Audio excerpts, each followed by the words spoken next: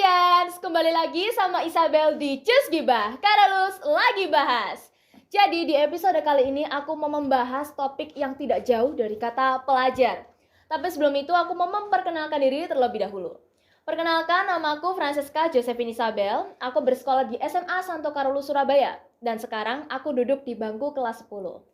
Cus Gibah ini sebenarnya apa sih? Jadi Karolus lagi bahas itu adalah sebuah podcast yang membahas tentang topik-topik yang lagi trending atau lagi diperbincangkan di khalayak ramai. Nah, karena itu aku sekarang mau menguak sebuah topik tentang sekolah digital. Yang mana memang topik ini itu nggak cuma aku doang ya yang ngomong, karena kami itu butuh banyak banget perspektif atau sudut pandang orang lain. Maka dari itu aku mau mengundang satu narasumber yang mewakili teman-teman Karolus lainnya untuk menyampaikan pengalaman, suka duka, atau sekedar sharing aja deh mengenai pendapat dia tentang sekolah digital. Maka dari itu kita panggil aja narasumber kita. Kasih aplaus dulu dong. Yeay. Oke, duduk dulu Kak. Halo. Halo. Oke, udah? Udah. Gimana kabarnya Kak? Baik. Oke, bisa perkenalkan diri terlebih dahulu nggak ke teman-teman karena udah duduk di sini? Oke. Halo semua, perkenalkan nama aku Ivander Berwin, aku kelas 11 IPA 2 dan aku sekolah di SMA Santo Karolus Surabaya. Iya. Gimana rasanya setelah kita sekolah offline lagi setelah 2 tahun mengalami pandemi yang mengharuskan kita sekolah di rumah terus? Buat aku biasa aja sih. Soalnya Biasa sama-sama aja. sekolah. Oh, sama-sama Tetap sekolah. ada kewajiban seorang pelajar yaitu tugas. Tapi suasana, suasana. terus fasilitasnya gimana? Kalau buat aku beda ya fasilitas. Kalau kita ngomongin fasilitas ya. Apalagi fasilitas waktu kita offline kan gurunya nerangin itu nulis di papan. Terus anak-anaknya yang belajar juga nyatet di buku. Kalau ngantuk nggak bisa tidur. Betul. Kalau kita di online ya kita nggak sedikekang waktu offline lah. Bisa sambil nyantai. Karena kurangnya pengawasan juga. Jadi bisa dalam tanda kurung sambil nyambi. Betul. Tapi nggak boleh dicontoh ya. Ya jangan. Nah, bisa cerita nggak pengalamannya sekolah offline atau online deh? Pokoknya intinya kan sejak pandemi sampai sekarang kita sudah menerapkan yang namanya sekolah digital. Kita udah berbasis web. Dan juga buat teman-teman yang belum tahu, sekolah kita itu juga pakai e-book. Terus sudah ada proyektor dan itu termasuk kategori sekolah digital. Ceritain pengalamannya dong, Kak. Kalau buat aku pengalaman itu kan dibagi jadi 2 ya. Pengalaman suka sama pengalaman duka. Oh iya, betul. Nah, pengalaman suka dan duka itu juga tergantung dari perspektif orang-orang. Iya. Kalau kita ngomong sekolah digital, kalau dari aku sukanya ya, kita anggaplah kita lihatlah di setahun yang kemarin. Iya. Waktu kita sekolah 1 tahun online. yang lalu. Ya. Sukanya sekolah waktu online itu kita ya itu tadi bebas. Kita bisa nyambi. Betul. Kalau misal kita sakit juga nggak ada alasan buat kita nggak terima materi pelajaran. Karena kita masih bisa mendengarkan penjelasan guru sambil rebahan. Betul, sambil istirahat di rumah gitu kan. Jadi nggak ada alasan lah kalian sakit nggak bisa ikut pelajaran. Ya itu antara sakit atau males. Oh iya. Aduh. Nggak boleh dicontoh ya. Terus udah nih sukanya. Ada lagi nggak? Sukanya ada lagi. Apa? Kalau bangun itu nggak harus sejam sebelumnya. Oh iya. Kita bisa bangun semenit. Bangun nggak usah mandi, tinggal pakai seragam atas doang. Betul, bawaannya tetap pakai celana tidur. Tetap nggak boleh dicontoh. Itu cuma pembicaraan fakta ya. Tapi sekarang udah enggak kan? Nggak. Udah tobat. Nggak bisa dong datang ke sekolah pakai celana tidur. Udah tatap muka. Betul. Kalau dari sisi duka nih Kak, ada nggak? Sisi duka menurut aku juga lumayan banyak ya, dimana kedisiplinan itu jadi hilang. Oh iya. Ya, betul. jadi kita malas-malasan mau berangkat ke sekolah juga malas nggak mandi gitu. Iya. Terus kalau kita bicara tentang materi juga materinya kurang dapet lah waktu online lah gitu. Betul sih. Tapi karena puji Tuhan kita sekarang udah offline, jadi materi yang kita dapat pun sekarang lebih mudah untuk dipahami ya. Betul. Dari suka dan duka ini ya, dapat kita rangkum bahwa kecanggihan teknologi serta luasnya teknologi ini memudahkan kita untuk mengakses berbagai macam jawaban.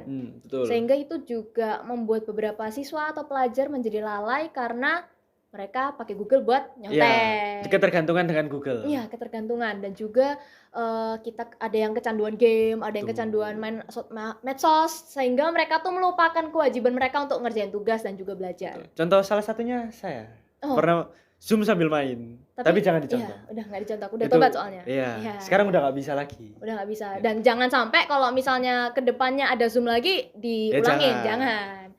Tapi ketika kita sudah selesai nih ya bahas kecanggihan teknologi, di wilayah Surabaya pun nggak cuma Karolus aja yang udah menerapkan, tapi banyak banget sekolah-sekolah lainnya yang udah menerapkan sekolah digital itu. Betul. Sebenarnya sekolah digital itu nggak cuma perkara melulu tentang aplikasi ataupun kayak internet, tapi mengenai dari fasilitas kayak proyektor dan juga kawan-kawannya yang pokoknya mengandalkan listrik itu juga udah masuk ke sekolah digital. Cuma ya Kak, kalau misalnya kita lompat deh, nggak cuma di wilayah Surabaya, tapi kita lihat ke pelosok-pelosok di Indonesia. Contoh gampangnya itu Papua. Masih ada banyak banget teman-teman pelajar kita yang setara nih, sama-sama SMA, tapi nggak bisa mengalami fasilitas, pengalaman, serta materi juga teknik belajar yang sama seperti kita. Itu pendapatnya Kak Ivan gimana? Menurut aku sedih banget sih, dimana kalau misalnya kita bicara tentang pengalaman, pasti pengalamannya lebih banyak yang kita dapatkan ketika kita sekolah di kota Betul, lah, betul, betul. dengan fasilitas yang sangat wah gitu kan. Memadai. Betul. Ya, pengalaman pasti lebih banyak lah, tapi Lebih berwarna. ya kalau kita lihat juga dari segi pendidikan, dengan fasilitas yang kurang itu pendidikan kita dapatkan bisa lebih rendah lah. Sedangkan pendidikan itu salah satu faktor penunjang dari kesuksesan. Nah, kalau pendidikan aja kita nggak dapat lebih baik daripada yang di kota atau tidak setara lah, ya pasti tingkat kesuksesan itu bisa turun lah. Walaupun turun 1%, 2%, tapi ya tetap turun Sangat kan. berpengaruh sih. Betul. Jadi 1%, 2% tuh nggak bisa disepelekan. Ya betul.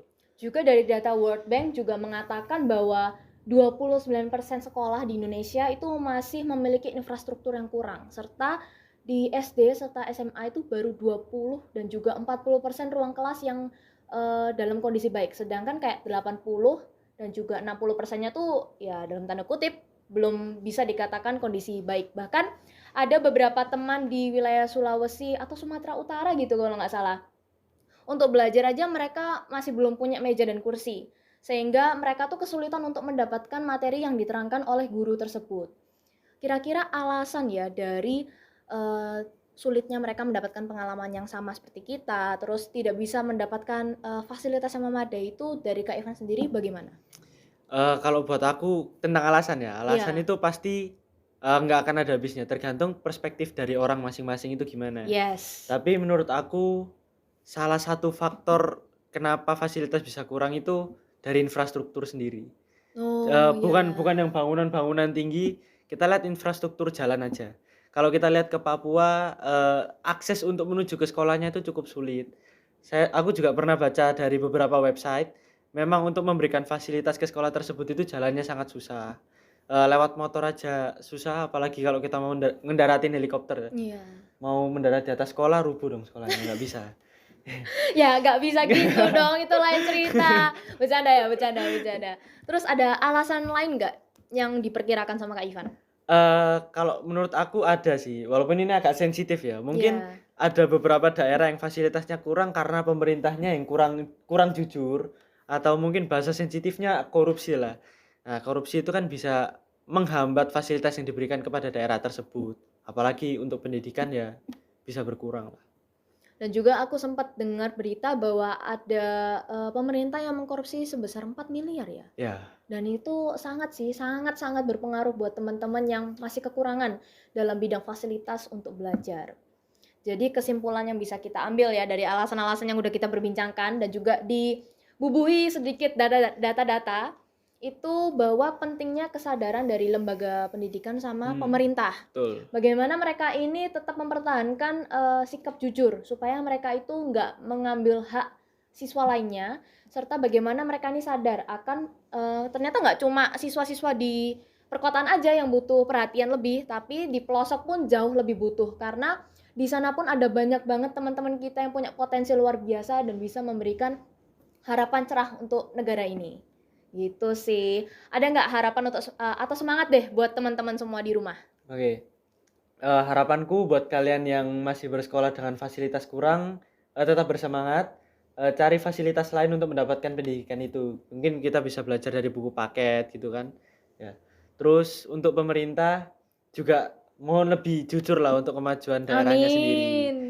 Dan yang kalian yang udah dapat fasilitas lebih, ya bersyukur karena masih banyak yang berkekurangan lah. Betul. Semangat ya buat teman-teman semua. Oke, karena itu materi kita hari ini topiknya udah selesai, Kak. Yeay!